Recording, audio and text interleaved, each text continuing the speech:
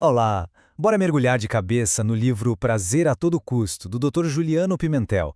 É uma obra, olha, que vai fundo na nossa busca quase desesperada por prazer no mundo de hoje e, mais importante, como essa busca pode virar uma verdadeira armadilha para nossa mente.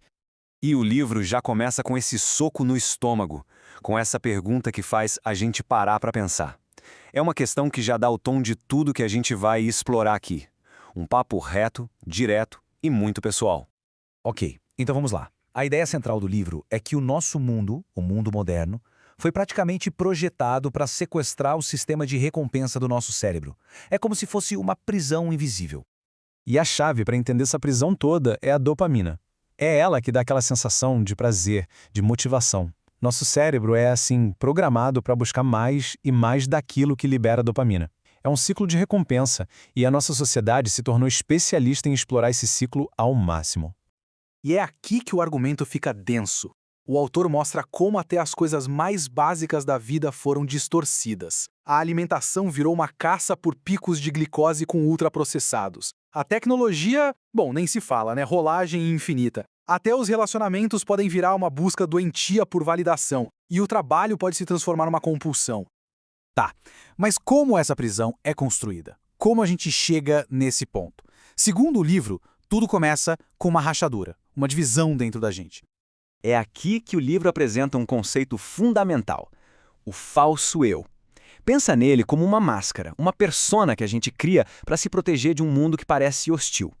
Esse falso eu faz de tudo para evitar a dor, mas no processo ele acaba sufocando quem a gente é de verdade, o nosso verdadeiro eu. E para deixar isso bem concreto, o livro traz a história da Ana. Para ela, uma coisinha que começou com um agrado, uma recompensa pelo trabalho, foi crescendo e virou uma obsessão completa por compras.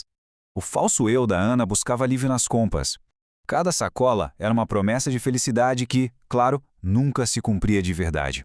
E isso só afundava ela mais e mais, criando um castelo de cartas de dívidas, mentiras e um vazio emocional gigante. E essa queda no vício segue um caminho quase que previsível, que o autor mapeia nesses 5 estágios. Começa com a simples exposição, depois vem a tentação, a experimentação, aí o cérebro gosta e entra o reforço, ele quer mais. E por último, a compulsão. Aí já era, o hábito virou incontrolável.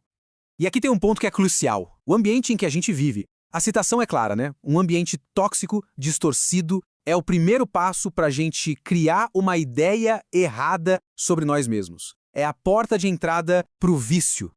Mas calma, o livro não fica só no diagnóstico do problema. Ele também aponta a saída, uma rota de fuga que ele chama de a fuga virtuosa. E a ideia é, basicamente, hackear o sistema que nos prendeu. Então, se liga nesse ponto que é o pulo do gato. O oposto do vício é a virtude.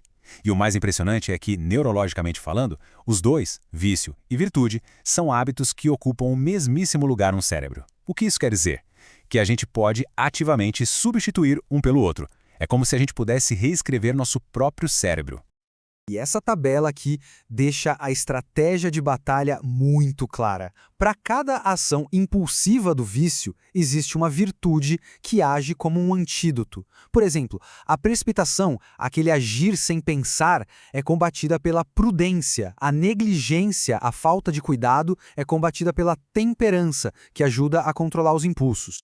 Ok, mas como desenvolver essas virtudes? O autor defende que essa transformação acontece quando a gente desenvolve 3 inteligências principais. A primeira é a cognitiva, nossa razão, nossa capacidade de entender as coisas. A segunda é a afetiva, para aprender a lidar com as emoções. E a terceira é a espiritual, que nos conecta com um propósito, com um sentido maior para essa luta toda. E tudo isso nos leva para o argumento mais profundo do livro. A liberdade de verdade não é só largar um vício, é muito mais. É resgatar a nossa essência, aquilo que o autor chama de eu sagrado. E para explicar essa jornada para dentro, ele usa uma metáfora belíssima de Santa Teresa d'Ávila. A alma seria como um castelo, com vários cômodos, várias moradas. E a porta de entrada para esse castelo, o primeiro passo da jornada é o autoconhecimento. É ter coragem de olhar para as próprias falhas sem se julgar. O livro nos vê como um ser completo, formado por corpo, alma e espírito. E nessa visão, o vício não é só um mau hábito, é uma doença que afeta, que desequilibra, que desintegra essas 3 partes. Essa luta espiritual fica muito clara na história do Gabriel. Ele estava preso no vício da pornografia, vivendo uma vida dupla, completamente dividida. Uma tortura diária entre a imagem que ele passava para os outros e o tormento que ele vivia sozinho. O livro descreve isso como se ele estivesse perdendo pedaços da alma a cada clique.